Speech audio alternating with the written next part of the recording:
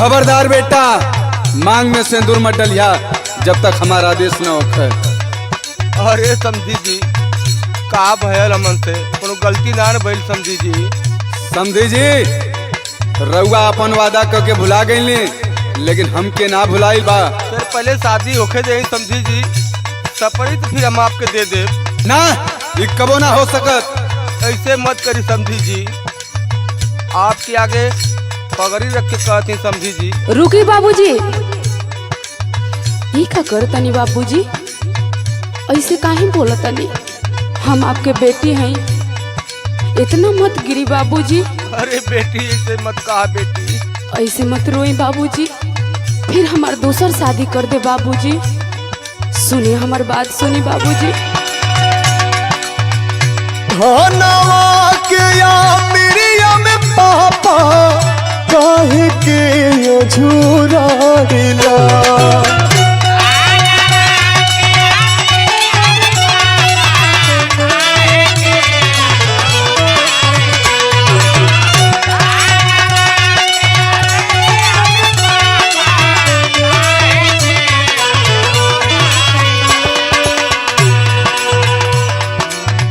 धनवा के या मिरिया में पापा काहे के अझूराइला।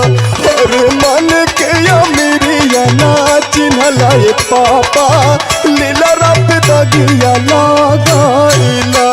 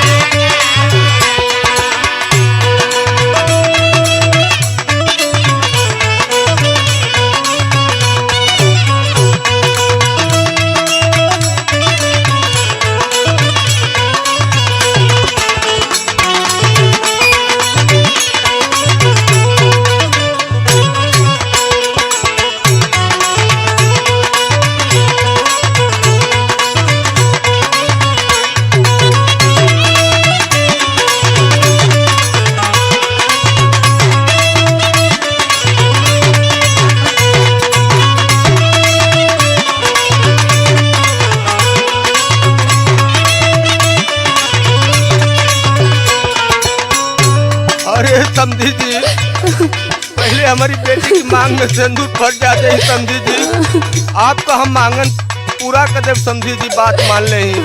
ना ना, ये ना हो सकत। जबले आप अपन कईल वादा ना पूरा करब, तबले मांग में सिंदूर ना भराई, ना भराई, ना भराई। अरे समझी जी, ऐसा काहे कहती समझी जी, मत कहीं सिंदूरदान होके दे समझी जी। बाबूजी आप मत रोई बाबूजी, ऐसे मत करे, हमार दूसर ब्याह कर दे बाबूजी।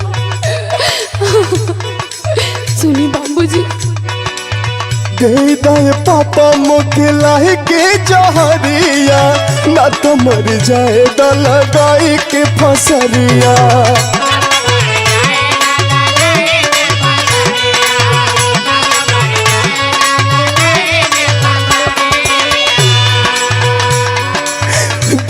ये पापा मोकेला के जहरिया, ना तो मर जाए द लगाई के फसरिया। बाबूजी दहेज खाती। बेटी मत रोआ, बेटी मत रोआ।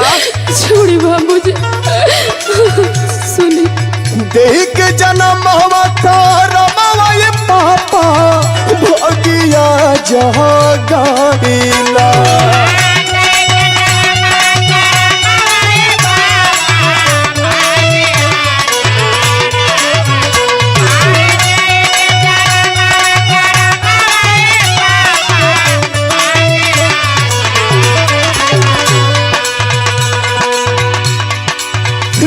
के जन्म हवा रमावा ये पापा, भगिया जहाँ गाइला।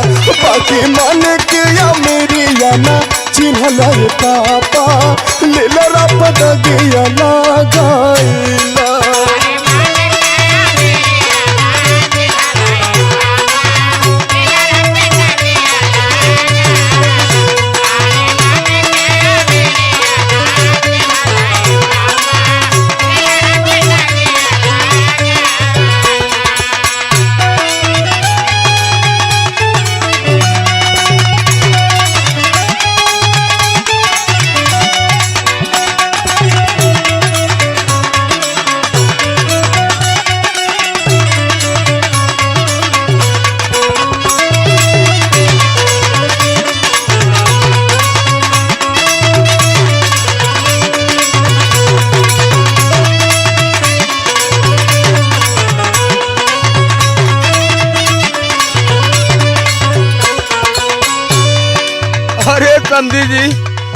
आपके आगे पगड़ी रखे थे, पगड़ी उठा ले समझी जी। बाबूजी ऐसे मत करिए बाबूजी। मान मर्यादा मिलत टूटही मड़ैया, रामा देहाती ऐसन आवत न समैया।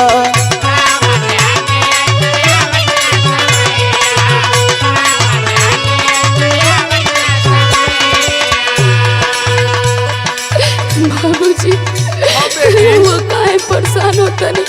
अरे बेटी रोवा मत, बेटी मत रोवा। आपके काहे दिक्कत होता? हो मन मर्यादा मिलत टूटही मड़ैया, रामा देहाती ऐसन आवत न समैया। टूटल कानून के रासरिया पापा, काहे ना समझाइला।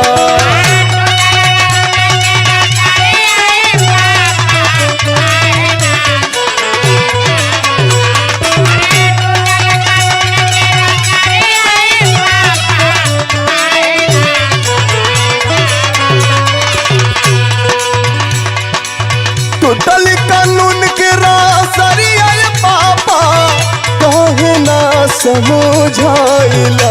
हर मन के गरीबिया ना चिन्हला पापा, लीला रब दगिया लगाइला।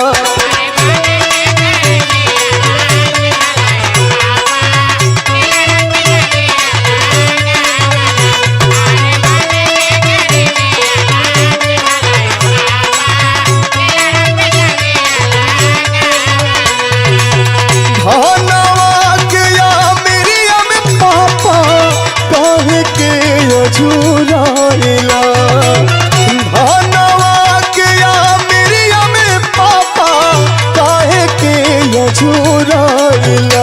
हर मन के या मिरिया ना चिन्हला पापा, लीला रब दगिया लगाइला।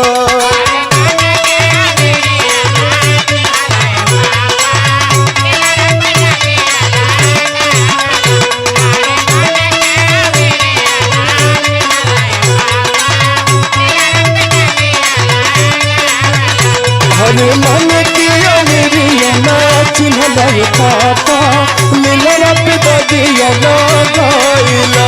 हर मन की अमरिया ना चिन्हला पापा, लीला रब दगिया लगाइला। अरे बेटी इज्जत तो पूरा हमन को डूब गई बेटी। बाबूजी काहे परेशान होता नहीं? ऐसे परेशान हो कब तो हम अपन जान दे दे। केहू के जान देवे की जरूरत नहीं थी। हम लड़की के मांग में सिंदूर भरब। हम ना कोनो दया करतानी, ना कोनो एहसान करतानी, बस इंसानियत के नाते ये नीच लोग के ये प्रमाण दे रहल बानी कि दहेज एगो पाप बा और हम बिना दहेज के ये लड़की से शादी करब। बाबूजी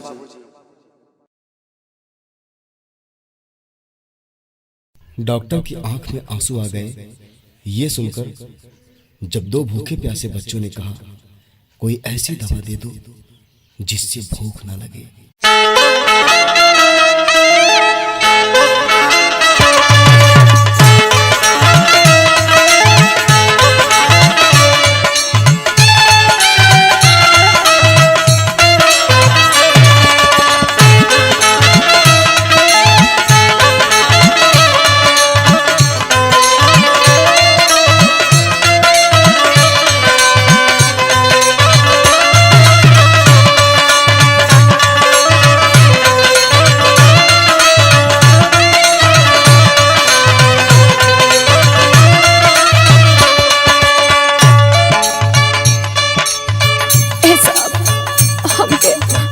दवाई दे दो ना कि भूख ना लगे। क्या भूख ना लगे दवाई? हाँ साहब ऐसे दवाई दे दो। अरे चल दूसरा दुकान जो देख थक भिखारी कहीं के। ऐसा वैसा ना करो। अरे जाओ यहाँ से हटो। ऐसा हम कैसे दवाई दे दो ना कि भूख ना लगे। ऐसा दवाई भूख ना लगे? हाँ साहब ऐसे हमके दवाई चाहिए साहब। अरे सब लोग भूख लगे कि दवाई खोजता, आ तू कहत हो कि ऐसा दवाई दे दा कि भूख ना लगे। हाँ साहब, ऐसा दवाई चाहिए हमके। अरे जा मेहनत करा, 2 रुपया कमा, तुम्हार पेट भर जाएगी। ए साहब ऐसा मत कहा साहब। ए साहब हमके ऐसा दवाई दे दो ना कि हमके भूख ना लगे। है साहब क्या? अरे बेटा इधर आओ बेटा। ये क्या बोल रहे हो बेटा? हाँ साहब सही कहता नहीं, हम कैसे न दवाई चाहिए साहब। अरे बेटा और कहाँ कहाँ गए थे बेटा? एक जगह पहले और गए लाने साहब, बाकी वो सब हमरा के डांट के भगा देना। फिर तो सरकार जगह करनी है और वो भी हमरा के डांट के भगा देनी है साहब। हे बानी इधर आओ बेटा, चिंता मत करो बेटा, मैं तुम्हें भोजन कराता हूँ बेटा। बेटा मेरी बात सुनो बेटा। दुखिया के दर्द ना बूझे रे भूखिया, यकिया बहाए या सुधा।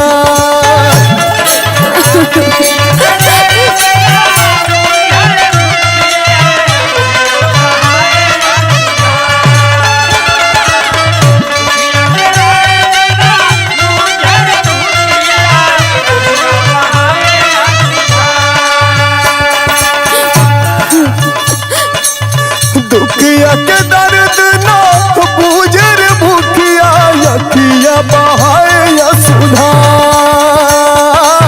निठुर जमाना में के बापू छवैया, बेदर्दी संसार।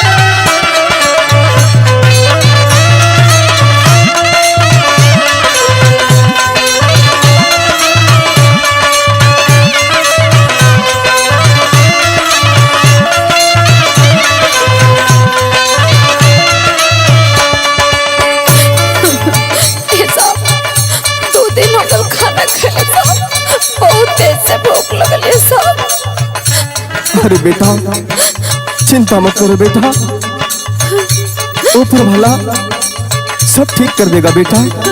तुम सही जगह पर आए हो बेटा। मैं तुम्हारा दर्द समझ सकता हूँ बेटा। मेरी बात सुनो बेटा। बोले साहब। भूख की दवा नहीं मिलती है बेटा, लेकिन मैं तुम्हारा दर्द समझ रहा हूँ बेटा। मेरी बात सुनो। सुनाए साहब। मिले ना दवाई बेटा भूख बर्दास के, छीन ले जिंदगी आई आग उपवास के।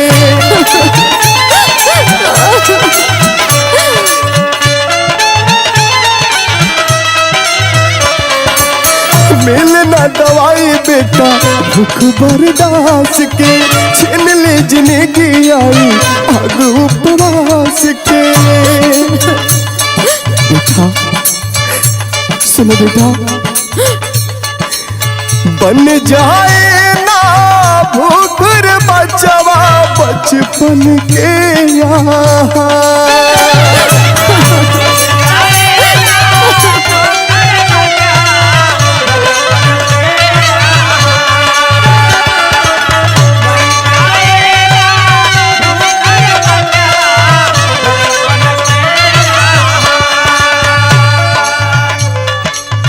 बन जाए ना भूखर बचवा बचपन के यहाँ। निठुर जमाना में के बापू छवैया, बेदर्दी संसार।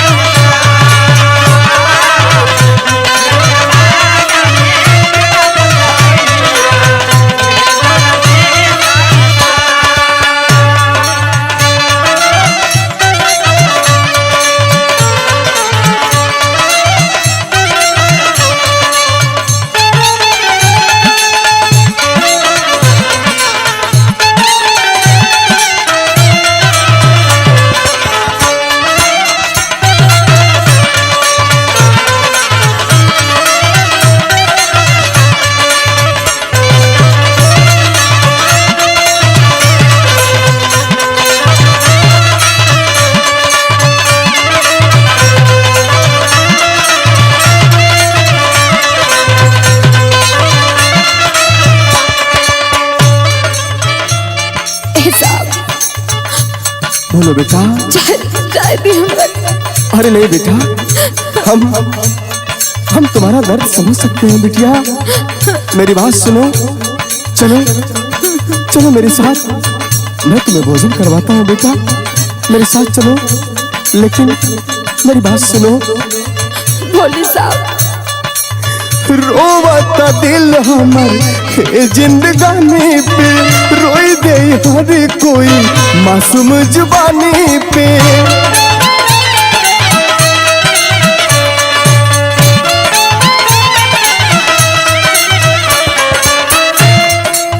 अरे बेटा, जो सच्चा इंसान होगा वो तुम्हारे दर्द को अच्छी तरह समझ सकता है, लेकिन इस दुनिया में हर किस्म के लोग हैं जो सबका दर्द नहीं समझ सकते बेटा। सही कहता है साहब। रोवता दिल हमर ये जिंदगानी पे, रोई दे हर कोई मासूम जुबानी पे। बचपन के असधार हो बने राम देहाती ओमकार।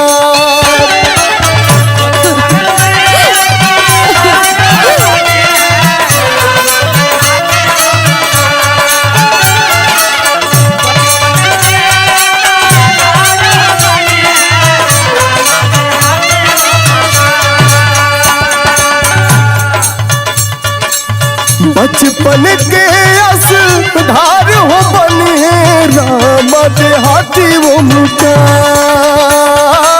निठुर जमाना में के बापू छवैया, बेदर्दी संसार।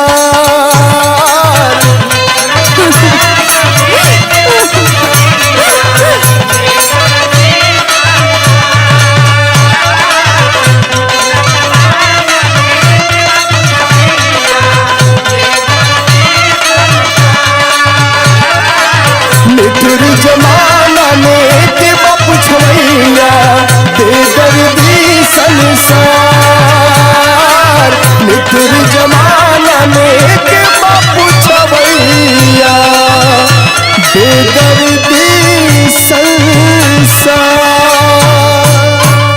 चलो बेटा, भोजन कर लो बेटा। साहब, हम आपका आशीर्वाद कबो ना भुलाएं साहब।